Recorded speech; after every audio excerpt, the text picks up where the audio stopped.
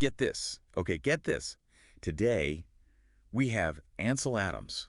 Oh, wow. Yeah. No, I know, right? Ansel Adams, well, he's like the godfather of, well, at least definitely of landscape photography, black Right. and white photography, you name it. Iconic. Exactly.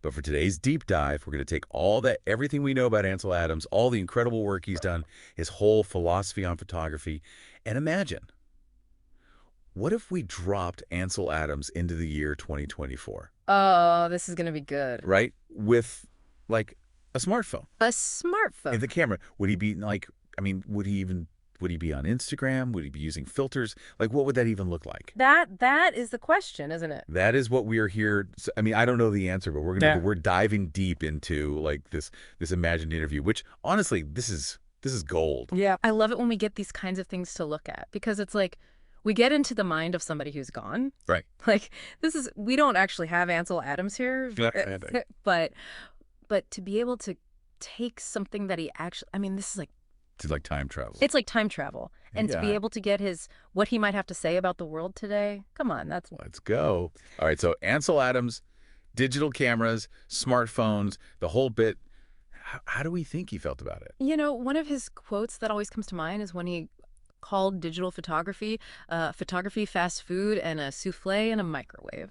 All right. So he sounds pretty skeptical, maybe even a little grumpy. Yeah, and who can blame him? But honestly, I can kind of see where he's coming from. Like we talked about it. The guy used those massive cameras, shoot. the large format cameras. I can't even imagine trying to use one. Yeah. But I mean, the detail, the just everything about it was such a process. It's like this Deliberate. deliberate, thank you. Yeah. It's the opposite of whipping out your phone and just snapping a quick pic. Right, and it's not just the cameras themselves, but the whole way he worked. I remember we're talking about the days of film. Right. So after meticulously setting up his shot, waiting for the perfect light, actually taking the picture, he then had to develop it. In a dark room with chemicals. Yeah. Like the opposite of digital. Exactly. It was an art in itself. And Adams talked about this process, the hours spent in the darkroom experimenting with different exposures and techniques as a kind of meditation. It forced him to slow down, to observe, to really connect with the image. There's that intentionality again. It's like every single step was deliberate, considered, there was a thought process behind it. Yeah. And compare that to today.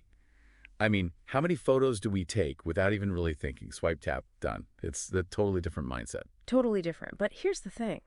While Adams was obviously a champion of analog photography, he wasn't completely dismissive of digital. In fact, he was quite fascinated with the potential of digital editing. He even called it dancing in the grayscale, which I absolutely love. Dancing in the grayscale. Okay. Ansel Adams was a poet. We all knew that. Right. But seriously, so he wasn't totally against the whole digital darkroom thing? Not totally. Remember, he was all about pushing boundaries.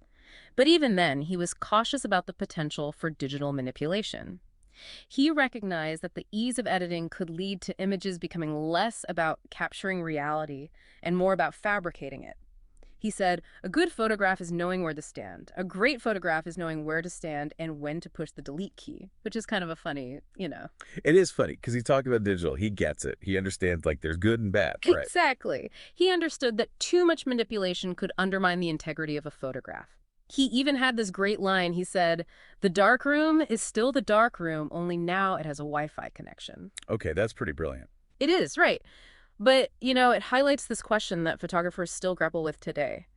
How much post-processing is too much? When does enhancing an image cross the line into altering its essence? Right. Like if you're spending all your time playing with sliders, are you really capturing the moment or are you just creating something artificial? And it's not just about photography either. It's relevant to any creative pursuit. 100%. And that's what makes Ansel Adams' perspective so valuable. He challenges us to think about our approach, our process, our intention.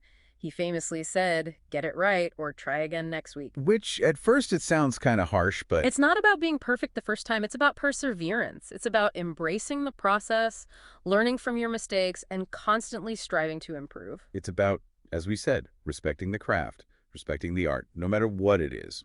Exactly. And that's a message that transcends any particular technology or time period. So here's something to consider. What if we all approached our work, whether it's photography, writing, music, anything, with a little more of that Ansel Adams spirit. What if we slowed down, embraced the process, and weren't afraid to experiment, to make mistakes, and to try again next week? Food for thought. And that, my friends, is our deep dive. See you next time.